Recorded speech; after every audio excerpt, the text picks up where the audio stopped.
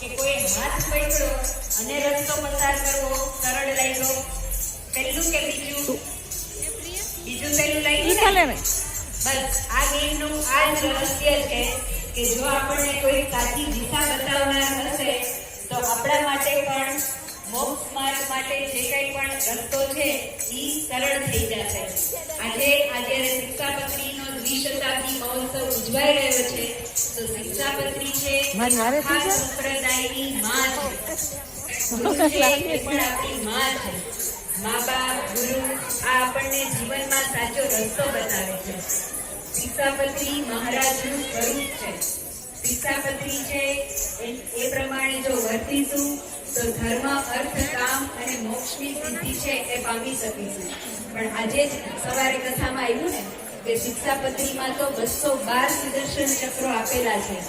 જે પ્રમાણે વર્તવું અઘરું છે ક્યારેક આપણને કઠણ પડી જાય, પણ જો સંતરૂપી માં છે એ આપણી સાથે હશે તો એમાં આપણને સરળ ઉપાય છે તો જરૂર બતાવો. ઓકે, ત્યાં આગળથી માટે આ બધી બાલિકાઓ જેમણે આ રમતમાં ભાગ લીધો, બસ આપણે એ જ બોધપાઠ મેળવવાનો છે કે આપણે મા બાપ પાસે ખોટી જીદ ન કરીએ, પણ એ આપણને સાચી દિશા બતાવે છે. તો સૌથી પહેલા મા બાપનું માનીએ, ગુરુનું માનીએ.